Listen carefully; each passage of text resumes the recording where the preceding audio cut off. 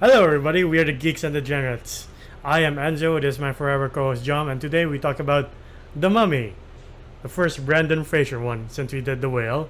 And yeah, seems appropriate that we do this one since this is most of everybody's first Brendan Fraser movie.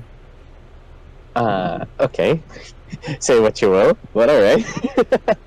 Because mine was George of the Jungle. All right. But yeah, the Mummy was actually my first one where I was like, oh, this guy does serious movies. Like, serious movies, not like Disney, like, random Disney movies. Yeah. George of the Jungle is a Disney movie, right? I think it falls under that. Yeah, that's where I mostly watched it. Yeah. So when or how did you get across this movie for the first time? When did this come out? 2000 or 2001? 1999. 1999. Alright. So I wasn't really, I would say, conscious in life at that moment. So I mostly watched it like through DVD. I think we had the DVD of it like before, but yeah, mostly HBO Star Movies. And I would always be like, it's the guy from George of the Jungle and the Looney Tunes movie. Yeah. That is always, even though the Looney Tunes movie came out in 2003, for sure, I just recognize it more because I'm a little bit older around that time. But yeah, it was fun, all I could remember. And then I remember I was like, oh shit, there's 3 more fucking movies of this. Okay. Sorry, 2 more after this one. Yeah. We don't talk about the Tom Cruise one. No. No. Was that supposed to be part of it? No, I think it was supposed to launch the Dark Universe or whatever they were trying to do. I saw this like 2011 because I didn't really watch it 1999 because I was 4 back then. I mean, yeah. Well, back in 1999, I was 1, but yeah. Hold the phone. Wait, you just saw it in 2011? Yeah, I was late, but I mean, always saw it like at parties or like at the background in Star movies. Never like decided to sit down and watch it. So when I did, I was like, wow, I really like this. And like I was a history buff at the time, so I was like, oh, ancient Egypt, that's pretty cool. Why not? Okay. As my first exposure consciously to Brendan Fraser, and like after that, I was like, where did he go? Why isn't he in more movies? And then we found out that he's been through tough situations and now he's back on top. Yeah. Oh, by the way, fuck, what was her name? Rachel Weisz. Yeah, Rachel Weisz. Probably the awakening of the whole cute librarian kink. You know, I was like, I like that. Yeah. And Rachel Weisz was like a really big crush of mine when The Mummy came out. I was like, I want a girlfriend like that. Yeah, that's why when she was replaced in The Mummy 3, you were like, yeah, that's not Rachel Weisz. What happened? Yeah, I was like, the fuck's that? Well, I mean, the kid was replaced too with somebody older, but but like, yeah, that's just weird. I don't know what happened. I guess there was a dispute between the studio and her. Who knows? Yeah. Well, if we get right into it, we learn about the history of why Imhotep is back with a vengeance, because he had an affair with the pharaoh's mistress, and that's something you don't do in ancient life. Otherwise, you pay the price. You die a horrible death, and both of them die horribly. And that's the curse of this place. And for years, it's been guarded by the Magi, who guarded their life. No one should open it. No one should touch it. And then the opening battle is where we meet Rick O'Connell, played by Brendan Fraser, and Beni. Yeah. Well, probably one of my favorite characters. Yes. Like he's a piece of shit, but like it's not a monumental scene, so we're probably gonna gloss over it. But I love the thing where he just pulls out like every religion out of the book, and gotta give the guy props. He memorized those scriptures. Yes. But yeah, the opening battle is pretty cool. It's like army versus army, or like army versus desperate people trying to open this tomb up. That's actually one like a theme that I always wanted to see is like, I know it's very far from it, but like Lawrence of Arabia kind of theme where that kind of era of battle, desert-esque and like Middle Eastern 1920s. I always want to see that, and this one captured it very well. You know, like with Brendan Fraser's character. So I don't know. Did they explain what his like background was? He's not like ex-military or anything. No, I do like his style from like rifle to like semi-automatic pistols to like revolvers as the battle increases. And then eventually they all lose and they're captured. And we cut to Rachel Weisz's character, Evie, and her brother Jonathan, who's played by the guy from The Last of Us. They hear of this place, they find evidence of I forgot what you call the treasure, but the treasure's existence, and they go to their boss and he's like, no, you won't ever see this, you're not allowed to see this, it's a waste of time. And you're like, that makes sense, since the curator's like, I have a museum to run or a library to run, I don't have time for this nonsense. They're like, oh, okay, we'll find someone else then. That's where they meet Rick O'Connell in prison. Yep. Long-haired Brendan Fraser. Yeah. Again, look more like George of the Jungle. Sorry, keep going back to George of the Jungle. And then from then on, Evie tries to bargain with the warden for Rick O'Connell's life as he's being hung. Like apparently something went wrong in the real life, and poor Brendan Fraser was almost killed because he's really like hung up from the neck. Are you serious? Yeah. Like they usually have a strap for you. Yeah. So you don't like have the tension on your neck. Fuck. we almost lost Brendan Fraser. Yeah. What a damn shame if that happened. Thankfully, he's alive and well. I do love the scene where she's bargaining with like the slaver or like the guy. Yeah. It's so fucking good. Yeah. And he's free to guide him to Amunop Trap. Is that what it's called? Yeah. Like on the boat, you learn. I'm not good with names, man. That's fine. On the boat, you see like a bunch of other Americans are on this treasure hunt too, and Jonathan has loose lips, so Rick's like, please, Jonathan, shut the fuck up. Don't tell Shut them. the fuck up. Yeah.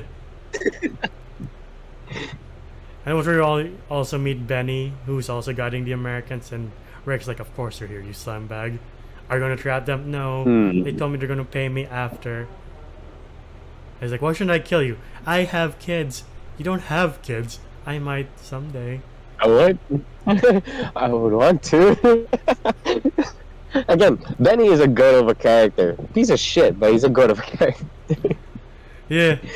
And like you see like chemistry start to develop between Evie and Rick O'Connell, and you're like, maybe she'll fall in love with this Nathan Drake looking rough guy.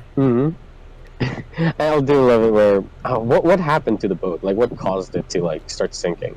The Medjay, because they attack Evie because she has the key and the map, and they make it catch fire, and like one poor guy is trying to wrestle it from him and catches on fire for a very long time. Like, oh, just doing his job, poor bastard. God, it's starting to get blurry for me. Well, all I remember is just that one scene where he's like, "Look who's got all the horses." Well, Beni, look who's on the other side of the river. Benny's just like, ah. I was like, right, he's right. And that always fucking kills it. Yeah. But I guess they just trek it towards the temple. Yeah. Poor Beni always gets the shit kicked out of him, like he's tossed overboard and then run over by a camel. Or like, how is this guy not dead or severely injured or not gone home at this point? Right. All the time, like the Americans are being reckless, and Jonathan, Evie, and Rick are just handling this as carefully as they can because they still show respect to the ancient world and its relics. Yeah, but not to like the natives. Yeah. Because they like the like the four Americans, like they told these guys to like just open up this tomb. Yeah. And it releases this toxic gas that like eats up your skin. Like, I don't ever wanna. Oh, by the way, probably one of like the key things that made me scared of bugs is the mummy. Yeah, like where they just dig into your skin and then you see them moving around. Like, nope, that is. I would rather be exposed to nuclear radiation than that. Yeah, And like the way they describe how the mummification thing is, how they do mummification, like they take out your organs, take your brain out through your nose. You're like, While you're still alive. well, no, you're dead by that point. It's only Imhotep who gets the special treatment of being eaten by scarabs. Ah, right. Good point. Yeah. I don't know if this really brought back the notion of like, oh, ancient curses are cool in Hollywood, because for a time they started doing like ancient stuff, ancient curses. Like even with Scooby-Doo, the movie, they're like, oh, it's an ancient curse. That's probably because the mummy set it up. Okay, that's a very campy theme of ancient curse this, ancient curse that, thus progressing the story forward kind of deal. But yeah, I would say, yeah, the mummy pretty much pioneered it. Not pioneered, but like skyrocketed that theme. Yeah. Oh, this is actually a very better angle. And the effects, like some are dated, some look pretty good. Like Imhotep, when he comes back, you're like, that's pretty cool to see. Oh yeah, where like it screams at Brendan Fraser screams at it back. Yeah. And all this time, the Magi warning them like, please, stop disturbing this curse. It's locked away for a reason. You don't understand. You're just a bunch of tourists who don't give a damn. You just want the treasure. And like one of the Americans does pay the price when Imhotep takes his eyes and his tongue. He's like, thanks for that. I need what you have. Now you'll pay the price for disturbing this tomb. I love that though. I really do. Where Imhotep would just like scrounge up whoever he could find to get kind of like alchemy, where equivalent exchange. You lose something, I gain something. Yeah. Okay, there was no equivalent exchange there, but you get what I mean, right? Like he takes the materials of that person, puts it in himself. So no equivalent exchange at all. But I do love that where he takes the skin of another person to get fully fleshed out. Yeah. He takes the muscles, he takes the eyes, tongue, he takes the whole wazoo, whatever. While he's doing that, I would say this is nightmare fuel. Where the blind guy, just can't talk, and can't see. Yeah. And I was like, this is pure nightmare. And then he just takes his skin. I was like, I'm not all for this. And as a 4-year-old child or a 5-year-old child, I was like, no. I'm too young for this. And like that's the thing when they go back to Cairo, right? Like, oh, he's hunting all of the Americans down, or everyone who was at the tomb, because that's how he regains his full form, and he thinks Evie is the way to bring his lover back, and that's why he's also hunting her. Yeah. But remember that weird subplot in the second movie where there's another love interest of Imhotep that looked like Evie? I haven't seen the second one in a hot minute. That girl? Yeah, all I remember is... Yeah, dude, it's a odd... Yeah? All I remember is the Scorpion King. Don't get me started on that.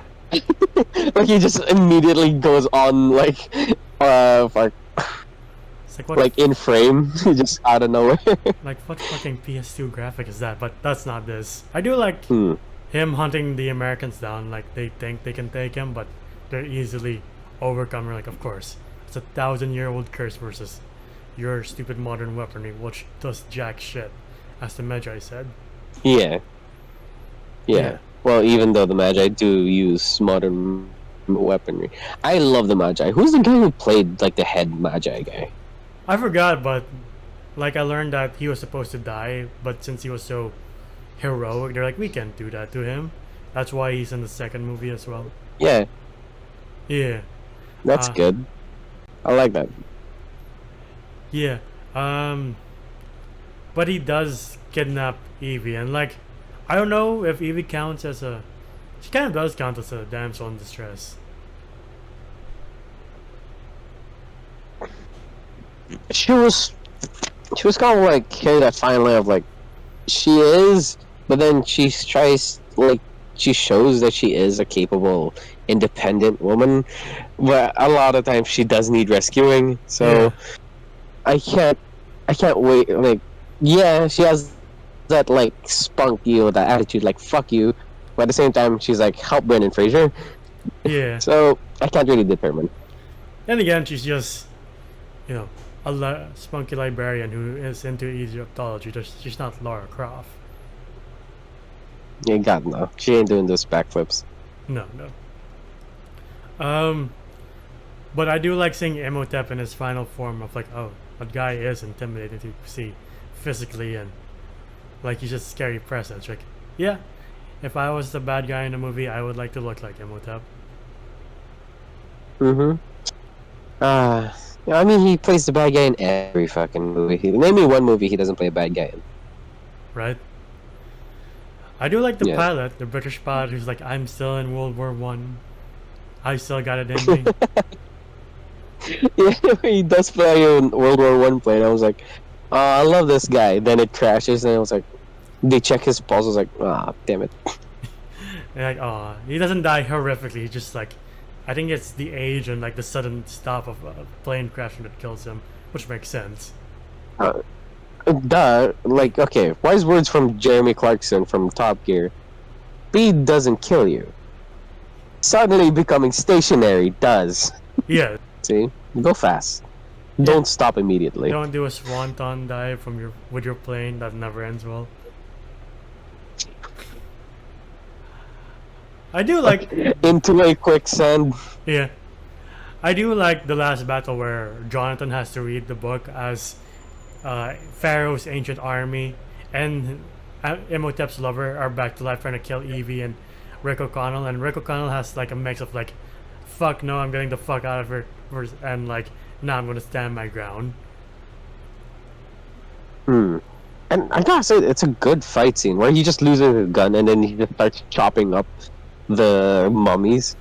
And I love the effects for the mummies, where he would cut their legs off, but they would keep crawling. I was like, Yeah. oh fuck, that like again, more nightmare fuel. And I watched a shit ton of things when I shouldn't have watched it at an age. Like I watched The Last Samurai when I was 8. I watched Troy when I was 10. I'm like, Hey man, those gave you a sense of honor, and like this one is just fear. It's like watching that Hey Arnold episode with the ghost bride. it's like, hey, Arnold has the Lady of Baleto Drive too. Who knew? All right. Oh god. Oh, by the way, if y'all want a good scary story, Lady of Baleta Drive, pretty good. Yeah, but And like, it's real. like I'm not 100% sure, and I'm not a source, so don't quote me on this. But like, you can see how Naughty Dog got inspired by Rick O'Connell's fighting style between like, I will stand and fight, or like, fuck this noise, I'm out of here, because that's very Nathan Drake. Oh yeah, I would agree. Like, yeah, you could say that Indiana Jones was a good inspiration. Yeah. But I will say the charisma and like the snappy, fuck, how do I say this? The wisecracking, jokes and stuff. Yeah. That is Rick O'Connell. Yeah, like Nathan Drake has always been Rick O'Connell and Nathan Fillion from Firefly, all put in one. They're like, there you go. But yeah, this is a very convincing last battle. You're not like, it's not like other 1999 movies where, let's say, Phantom Menace, where like, this looks like bullshit. What CGI is this? Here, you're like, it's very passable, and very like top notch too for 1999. That like by the end, you're like, it still holds up to this day. I will agree. Mummy, 1999, still holds up to this day. Like, you could watch it and have a really good time. Oddly enough, I didn't notice how long it was though. Like, I don't remember it being that fucking long. Yeah, same here. Though I do like how they kind of subtly set up for a sequel when Rick stabs Imhotep when he's mortal, and he's just like, "That's just the beginning." You're like, It's not like heavy-handed where you see Imhotep's hand burst through the ground. No, it's like subtle. Like, I feel like there's gonna be more, and there is more. Though, and we also get a spin-off with The Rock. I was about to say, I forgot what's better in most people's eyes, this one or The Mummy Returns. I would say The Mummy Returns. In my opinion, because I also watched that. I watched The Mummy and then The Mummy Returns, where he had the kid, they kidnapped the kid, they have to chase after the kid. It was a fun time. That one was way, like, a better pace, Hmm. in my opinion. Like, the beats per action sequence is really good. They gave us time to breathe. The comedy was, in my opinion, way better than the first one. Okay. But not trashing on this one. This started it all. So I really suggest watching this one, then watching The Mummy Returns, or just watch the entire trilogy. Just don't mind that Rachel Weisz is a completely different person in the But third yeah. one. Yeah. And like I love how they keep telling Benny like you're gonna get yours. You're gonna get yours. People like you always get what's coming to them, and he gets the worst. Yeah. Right? You're like, I know he's a bad guy, but like poor bastard. I mean, he got what he wanted. Yeah.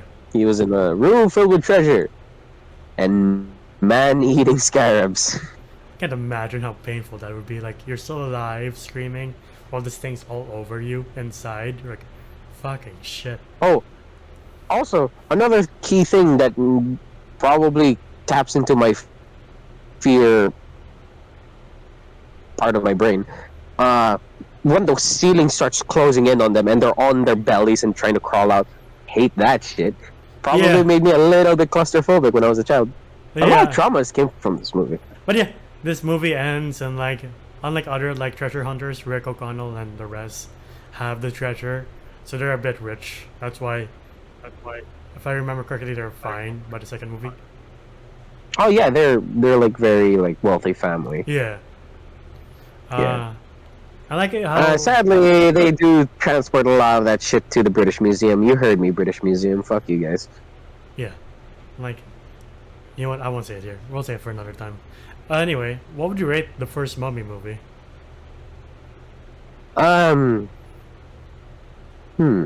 Yes, I know it's Brendan Fraser, but I'm not gonna give it like a 10 out of 10 because it's Brendan Fraser. The man is a 10 out of 10. But this movie, I have to be fair. A solid 7 out of 10. It's a good time. It's a good opener to another good movie, which is Mummy Returns, and to a fairly decent third movie, which is the one where they're in China. Kind of forgetful though. But nonetheless, there's a 7 out of 10 because it's fun. Everybody did their jobs well. The jokes were hitting. But the thing was, the pacing was just so weird. Because Yeah. I do remember watching this with my family, and we're like, I don't remember it being this long. Right? And I don't remember it being dragged out this far. So, it's the pacing threw me off from my enjoyment of the movie. Yeah. But no, it's a great movie. It has a good payoff, and it's not a bullshit ending, Yeah. as Enzo said a while ago. So yeah, Uh, 7 out of 10. I'll give this one step above. I'll give this an 8. Just because I think it's just absolutely a joy to watch. Like, I can put this on for anyone. Even though my only detractions are the exposition and the pacing of, like... I watched this with my fencing partner and I was like... I don't ever remember being like... Wow, this is a long movie. As a kid. Then again, I was just a kid. Now I'm just like... It is going on for quite a while. I don't know when... Or, again, I just didn't remember that being a kid. And now I'm just like, come on, can you please get to the cool stuff? You're right? Like, they would go back into Cairo, and you'd be like, I don't remember them going back into town. I just thought they just continued on into this, adventure. That's right. Yeah, and like the franchise goes here and then with Tom Cruise. No, I would say it was going here, third, Tom Cruise. Yeah, it's like Again, why are we connecting Tom Cruise into this? Is it connected?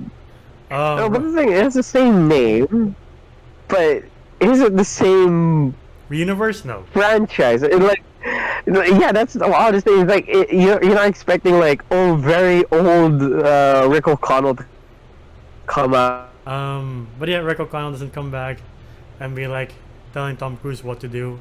I wish that was the case, because that would have made the movie more bearable, but unfortunately, it is what it is. But yeah, 8 and 7 out of 10. It's a good movie. Is it the best movie in the world? No, it's just a fun time. Just relax and chill with friends. But for the audience watching, what's your favorite Mummy movie of the Brendan Fraser era? Is it the one with Jet Li, the one with The Rock, or the first one, this one? Please comment down below. If you want to see more of us, please continue to like and subscribe to our channel. Please also ding the bell icon to get notified of when we upload next. What else do I go from here? Individually, you can find me at Jobs95 on Twitter. How about you, Jom? You can find me at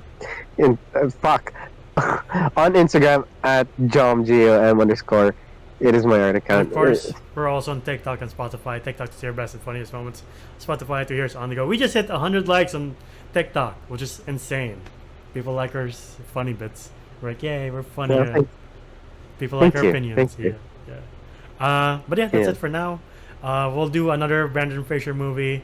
If you guys can guess what it is, comment down below. But maybe people have forgotten about it because I don't hear a lot of people talk about it. But yeah, until then, we'll see you there. Bye, everybody. But also, I got a hot take on that one. So yeah.